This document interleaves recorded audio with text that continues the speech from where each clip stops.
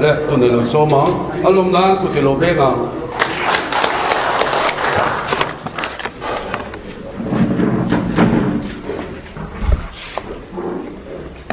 amasain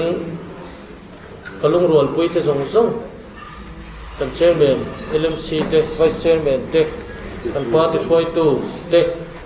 in kan ho tu lian te le te ber thengin in zabain kum thar chi bai kan bok ve chewa kumena chung in khom vai khatna tel ka tum viaw amaro chu CM program mo wangin in chenila kan tita ta chuan aizola kalma sapol te kan oma chu wang chuan chung jing a chuan khatela pu pa pu puta kan han lana to tu mai program om le thoba ka puta lan ve to ru kan india kan GS in charge program in minun phone iman theido ne mati e man dan hi 100% plus ani katia teng chuan thu sai to te soila mintia vaina hian in ma kalodinga isang ni somni panga bulkan hantran ania saitor tam tak awma vaina hian tiang thinei min han delta ka chuan relu chu akal dewa ni se kan tiang ang kan ti phot kha atulanga kena hemi zolama hian party anga kan lo in don sandan to te kan president fa pa meu athia chong te po chu kan ho tu ten thilom dan to ran rot pong tu ra ngai tai la tiang tur chuan kan ru ngai to na te po lo sem tai la heng hi kan experience ngai lo ania kan da na po om chong lo wa ni ma sela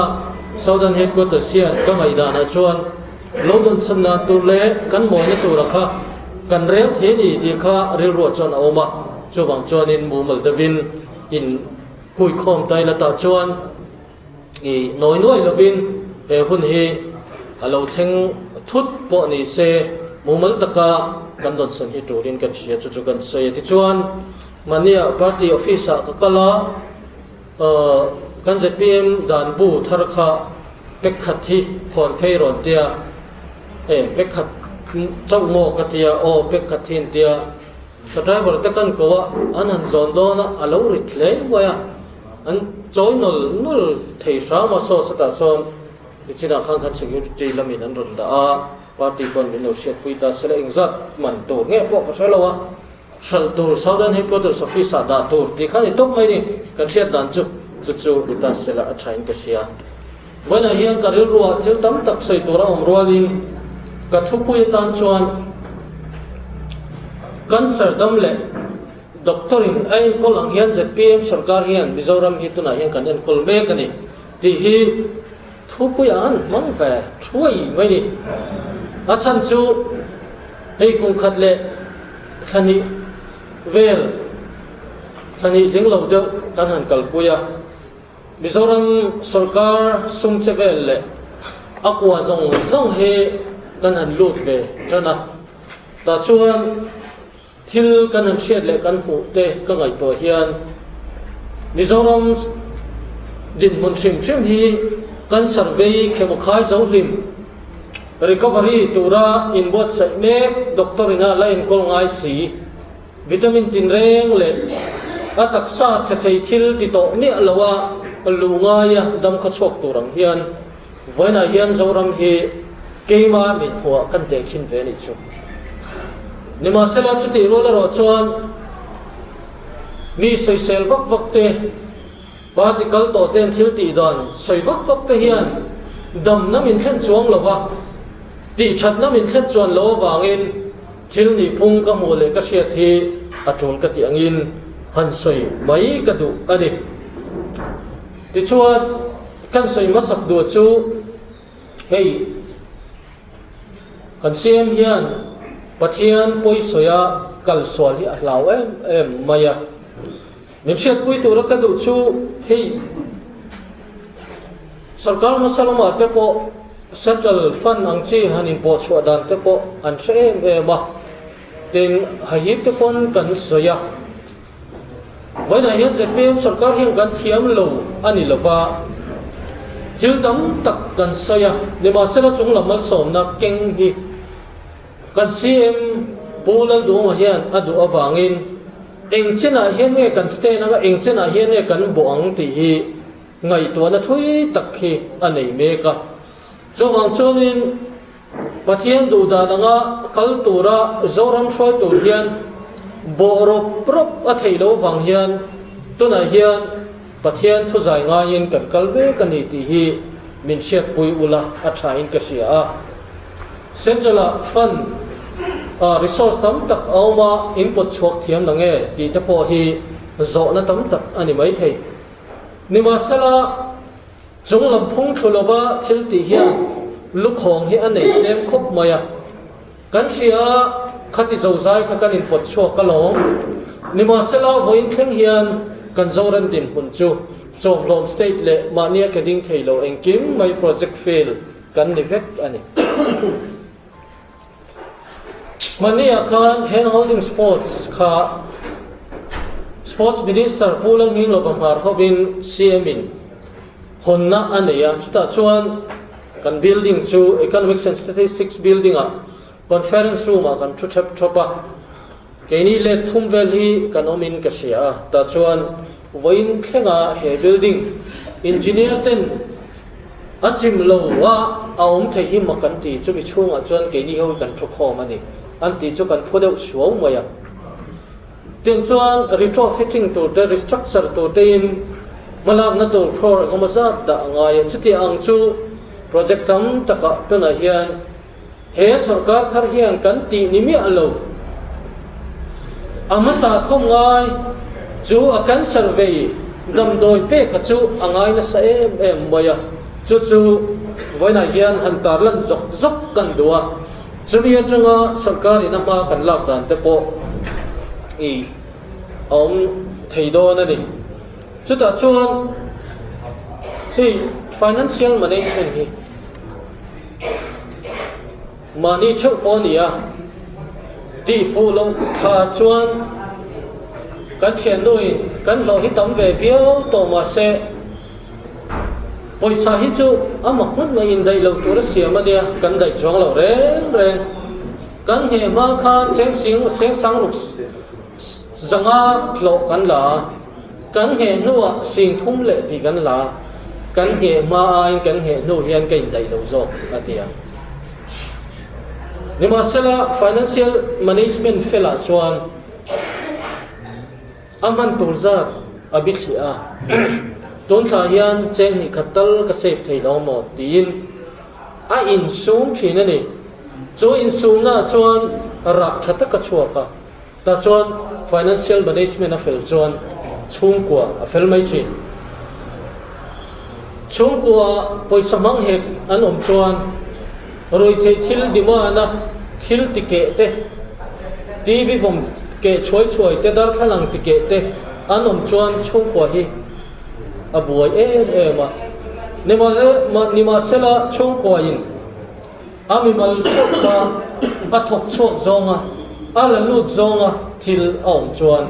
kha chung kwa management kha fel thina tun chu ma hian chu management system chu kan chief minister ho hian thei to pa athatiang berakal puime ani ti kha min han thiat pui ula chumia chuan saitur tam tak awma nima sela then kha chu sarkar na thokte soilan an ngai do na wangin vaina hian thil zong kha saitur ka tilem lo inte khin don chuan inte khina kan thatna kan positive na tam tak awma nima sela heng zong hi nakina sesada kan la se chho tura ngai la voina hian soilok chok po atul chuang lo kan nat na hi ti dam thailo ma se dam doi pe ngai nge om ho hi hetiang zong hian soi tai la pakan na chuan engineering college long lo ni amang an thak em ani southern headquarters chuan education le khatiang bor kha kakuta anda wangin thei to pin ka beya chuta chuan amba saberin education minister khobin kan tloa report te kan thelu ta tin delhi azukal puya ta chuan ni kum tom lama central sarkar thu kan hu chu he engineering college hi tin puitlina function ani lo chuan asak na man zong zong hi Mizoram sarkar in ru lang ti order kan hu ta thut mai ni February ni thum sang ni som pakwa pathian ni chonudar thum le minute somli panga khan puk builung leya engineering college sak rusan hoya sak zota ka kha Prime Minister Narendra Modi Khan virtual hong torin ro mannan siama ta chuan lungleya kan MLA kan Minister Dr. Arla Thanglen po kham huna khana tel heng heya ken chuan an hong to ani sang ni le som pakwa hon kha ni masela sang ni som ni pathum thlengin engma malak na dang om to lova kan han ena chokidar pakhat ein kol tu da ve ania chu zong chu sarkar in malak ani aluk sia thak em de maya tuna hian Mizoram sarkar chuan fund allocation ania allocation ming po hi alung sia thak in ka ria critical infrastructure requirement requirement ani to chuan anun kho chhuah na tura adam na tu mamo tinani athu chu lelama chona moyang reviewa critical infrastructure requirement for functioning of Mizoram Engineering College Puk Pui Mizoram tia chuan PMGIV ke tangin crore lakhs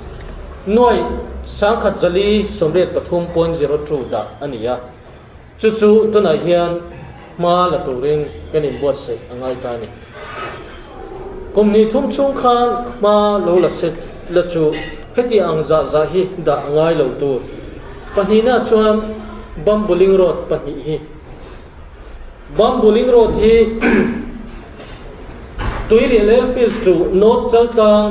kilometer som pariat PM divine noya estimate cost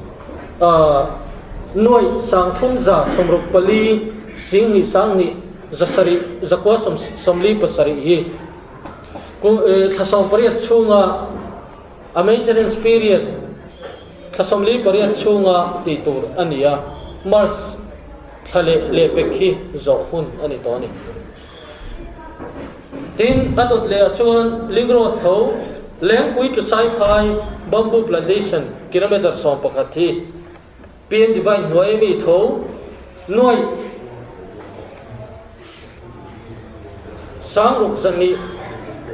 somruk pathum singruk sangli za somni pariat hi chuti angkon thawa chuan zo angaya nima sela asum zong chukal rol vek to si ni chuta chuan central sarkar chuan he project hin ti no tin lo chuan alai na zong hi ru turin minron tile ta chuwang chuan alu hai thak em ni chu kan din mun ania chuwang chuan in voina hian zoram kanen kol hi kan ho to te da ni alu hai thak be me mani ti hi min shet pui ta ula a thai ka khia ti chuan tu na kan la em le pui airport chungchang thu hi toite han dar lan ka duwa le pui airport hi operational assessment han clear hian Mizoram tan chuan sarkar tan chuan sum theninu ani tak zetani chu tuna le pui zir bing turing committee siamania chung te chuan mani zir top ni khan presentation leng puya mumal takin anjuk neya chu ong song chu a data kha update vek ani voina hian chung te chu kan thriata southern headquarters sa kan ho tu te hi chuan chu tiang chu ni kan ti be thei hun to in ka hria chu wang chuan in heng thu te in pass chon aturin ka hria ani pakhat na chuan kum sang ni som ni pani sang ni som ni pakata khan Mizoram in kan hlo zong chu noi sangli zathum le pali le pon somthum pathum kan hlawa ni khat ni chung kan noi sangthum zathum somthum pasari point som kan hlawa ni thuma khan noi sang ni zakwa somsari point 42 somli pani lakhs kan hlawa tin hi thum hi li chung khan ZP milakan sarkar tua hian nuai zathum somriat le pakwa 0.42 kan hlau ani engwangin ne kan hlau tlem ta kan ti chuan hi passenger ticket atang hian user development fee aom vea chuba ka chuan aviation security fee aom bokani len puli enkol tu tena an enkol ve tur ticket atangin company in antenna indigo in apek le tur Mizoram sarkar sum alu tur hi anti sanga chumi anti san chu cheng zali somli pali sali somli pani le poisa somnga atangin cheng zakwa somthum pariat poisa somati sanania chu indigo tele air india alu zong ina an choi to kha ani passenger pakhat zela chumi awang chuanin kan choi po kan hlo po noi zakwa le somni le pathum noi zathum le somriat le pakwa vel anita a chu sarkarin hlo to ringot hian ingtine kanin manei sangti hi azirbina tang chuan heng thil hi lo chuak ta ani Indian Air Force he mi phun hi petaila tin Airport Authority of India hi petaila khoi zo khunge sarkar ida ang lok tur zo ka lok tur zo ti hi ngai to taila a thain ka sia ta chuan engeng mo hi so aom ve don ape ka that zo om ape ka that lo zo aom ve thowa ai po ni se tôi nói là pek lâu trong căn lâu rất bốc xia, apek cả Mizoram sarkar chặt dâu nó tổ chức cho sáng trăng, áo mà chặt lâu na thêm bộ áo bốc, lấy làm mà chuan hệ thì là hi Indian Air Force hiện tại đây là chặt lâu na ôm về thầy, áo mà security thì là le restricted area lên cuối airport chuan khoan xiêm anh đi tỏ đó na, chúng ta chuan civilian hậu tan đủ tây vel hi a thei do to chong lo ni restricted area khumi chunga kwan om to do na chumi te chu kan hlo ani le a chuta chuan military process enga moza ta om chuan impact again ni anghong chu om nge don chu thil chiang sa ni military operational mun a om chuan enga mo chen chu boina chu ama ai chuan a om nge don tin airport operational po tuna fully state government ina kan nei hi chunang em chuan thu kan nei the dom lo a chan chu an kuta kan da miao nima sela voina hian Airport Authority of India le Air Force a hian petaila eng hinge kan benefit ti hi chut atula chu committee point a chut na sani ta chuan airport le aramvel so IAF kuta kan pek chuan a boy pui le a thil tu zong he keinin seng lovin Air Force of it an seng vek dona ta chuan terminal building ti changtlung te car parking siam te le amun mai vel thil zong hi anti vek dona ni nima sela Airport Authority of India kan pek chuan tuna angai reng ang hian Mizoram budget atang boka ti le ngai do khoi zok nga kan thanang ti kha ngai to taila tin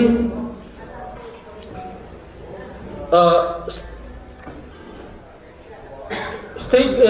Airport Authority of India kan ang lo chuan kan pek chuan chung ai kol na te chu keima ni na kan la sen so tho angaya tin Indian Air Force kan pek ani ero chuan kan in lan chon na ang chi state ina choi ngai ti fel ngai transfer ngai zong kha free ani don ani tin adot le chuan IAF kan pek chuan security measures sa satilai ahung na zong te a entrance shanin an siam don an ni chuan tuna kan lu ve na hian an lu don lo so tak leng pui kholui ma tangin kung nge ni alu na entrance an siama keini le an ni chu a san lavin kan don thongani chuwang chuanin keini tan hian buai na lutuk hi omdonin alang lova tin fire service zong te security te kha Air Force kan pek chuan an manin anti-vec thunga nima sela Airport Authority of India kan pek chuan tuna kan sen so ngai re hi kan seng le don tho ani yang chu ani awangin boina hian a shelong te hian thil dam takin a sal turang te hian min ngaya kan sal don lawa an kuta kan hlan don ani tin improvement ati changpon na kung hian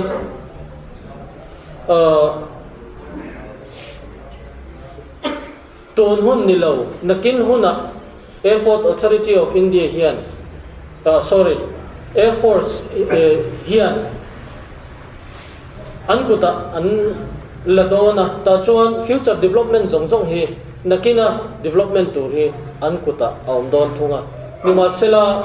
Airport Authority of India kan ha ero chuang thila chu angai rengin don ani tin revenue sharing shima sumlak lu insen na kanga hian tuna po kan nichina kan sayang khan user development fee UDA kan ti te aviation security fee ASF kan ti te kha an collect tanga ti chuan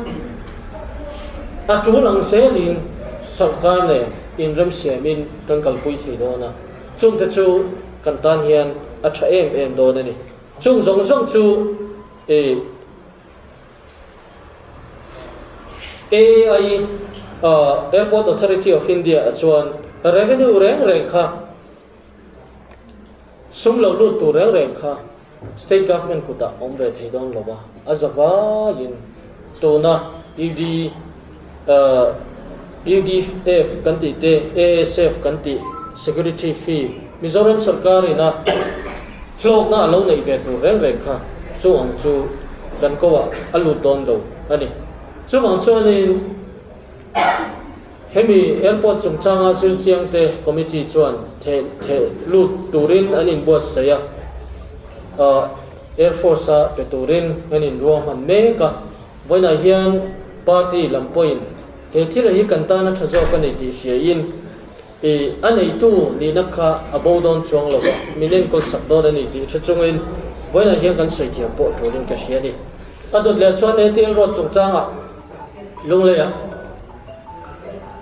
anin koltir wea zpm hian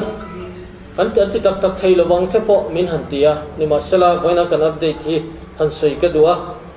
bagari tha le asoka bilcons joint ventures ina poisa anmani bill PWD nan lak sakchu voina hian karma sakhan state account na thun anita chu alom le ani ti chuan PWD lam chuan kan ngen nate angin lung lei lam ngen nate angin voina hian kan sei du chu rehabilitation of Aizol Tenzol lung lei road atan hian khimi kong chachin kan ti to mayang pang mun atanga tlong thleng hi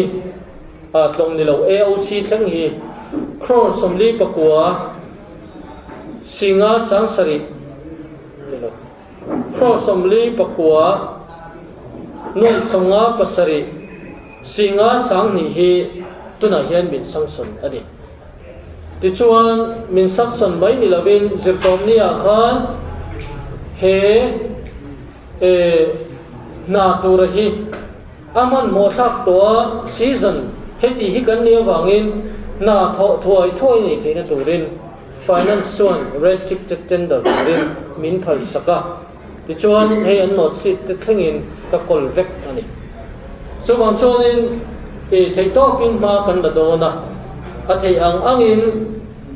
MCC in min bar le ta sia chuero chu kan ho tu ten eng angin ne an kal pui zel don kan thelawa tiang chuan ma kan la don in ten zona tanga satilama hian Korean 0.46 da ani boka tin aizol ko chung ti changtun na tur hian khor songa le pahni da ani boka ni chuwang chuanin Mizoram kong he tuna hian PWD department minister le kan chief minister howa road map siama chuan PMGSY 3 a hian tuna hian kong pariat siam mek ania PMGSY 4 a hian tuna hian kalpui le mek ania na kumloka chuan amun turte a siam dan turte po aron lang siang to don ani ta chuan Mizoram kong hi sang ni le som ni pasari chawa chuan kan thanual to dona chuta chuan PWD na budget ada tam tak hi thingtlang lam connectivity a thei ti kan be sia chuti ang chuan ma an la mek ani voina hian chuti ang ani awang chuan zam lovin kan ma huna hian Mizoram kan siam don ani ti be sei chuin min lo thir ulak ka du'a wana hian party ma kumin kumthat ti la hian kan halak no na turte kan sei zok zoka tin lung leita na thil lo mong tam tak oma tuna hian kan minister malak na in kong sangin development po aron kal dona vaina hian ka sei sak zung aro chon sei tura nei lo palang adi malak na chen khat te adi ka tangin la satura ngai taila saitur le ap tak tak aron nga dona chuang te po chu ani ku ta train vaina hian thillo mom tu tam tak om bokin ka sia chung te chu kan tar lang zok zok ani vaina hian heng zong zong kan ti thei na hi nangma ni min tho poina zara le min support na zar ania chuti rola chuan thil ro pui bel min ti sak to chu pathian min thruai na hi ania na thok the min thruai na hi ania chuwang chuanin party throi tu te thei to chho zel turin kan in ngen chewa chuti rol chuan karmasa chuin khong kan de aizola kan MLA chai than zaman thu asaya chuta chuan ZPM te hi malsom ni nge kan du malsom tu malsom na thleng tu nge kan ni don malsom che ti hi pathian thu tangin asaya a challenging ka ti vaina hian madi malsom du midang ta na malsom na ni chuan si lo hi kan top na tur hi chu a thadon chuang lo ni ti thu asai hi vaina hian kenia po hian dun thar sela ka du le a midang te ta na malsom na ni tum tak taka he ZPM a hian na thok turin karin soma hei bulkan an trat so dan don ta chu nia impo ni se tuna kan din muna hi chuan alungo thakin ka sia chuti rolero chuan kan hoba ka chuti ang mi kan om chuan ti hian kan leng lo chho kan leng lo chho dona leng lo chho leng lo zinga om lo turin vaina hian party puite kan han so ani kan